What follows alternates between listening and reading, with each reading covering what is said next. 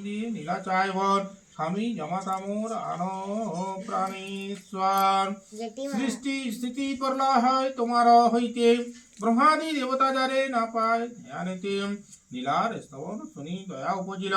সাধু উদ্ধারিত প্রভু পাটনে চলিল সূর্য অস্ত গেল তবে হইল রজনী পুষ্পঘাটে নিদ্রা যায় ভানু নির্ভমণি শিরস্থানে বসি প্রভু সত্যনারায়ণ সত্যভানুর তোরে কিছু কইছে স্বপন শুনো রে সত্যভানু অধম বরবর কেন দুঃখ দাও তুমি আমার কিঙ্কর সমুচিত মূল্য দিয়ে কিনিয়াছ হার রাখিয়াছ কারাগারে না করি বিচার রাজ্য প্রাণ রক্ষা যদি চাহত রাজন বিদায় করিয়া দেহ সাধু দুইজন যে দ্রব্য কিনিতে আলিও সাধু দুইজন ভান্ডার হইতে দ্রব্য দেহ তো আপন প্রভাতে উঠিয়া যদি দেখিল স্বপন ডাক দিয়া আনাইল পাত্র মিত্রগণ সভাতে সবন যদি কহিল রাজন সাধুরে বিদায় দেহ বলে সর্বজন সদয় হইল প্রভু সত্যনারায়ণ লক্ষ্যপতি শঙ্খপতি খণ্ডিল বন্ধন জয় জয় ধ্বনি করে যত বন্ধুগণ হরি হরি বলে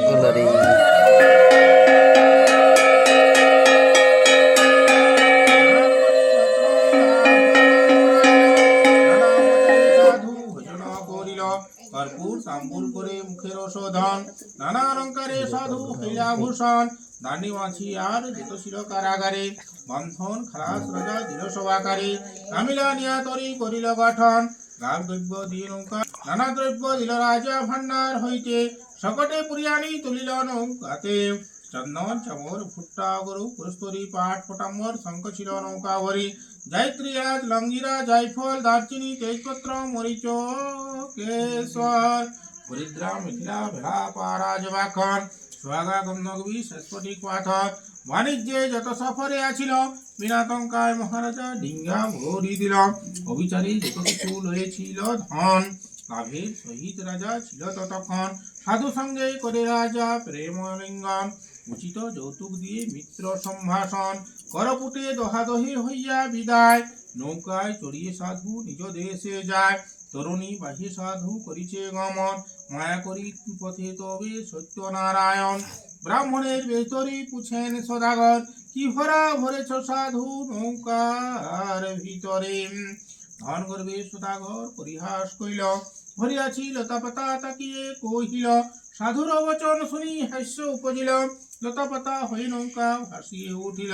তরুণী দেখিয়ে সাধু পড়িল চরণে কোন দেবতা তুমি কহত আপনে দ্বিজ বলে শুনো রে সাধুর নন্দন পরিচয় দিই আমি সত্যনারায়ণ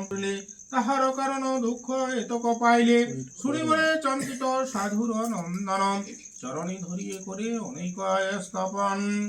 নম নারায়ণ সত্য নিরঞ্জন জলস্থলে যার তুমি তুমি চরাচর সাগর শিখর স্তব সঙ্গম ভূমি তুমি যত জীব ব্রহ্মা বিষ্ণু শিব তুমি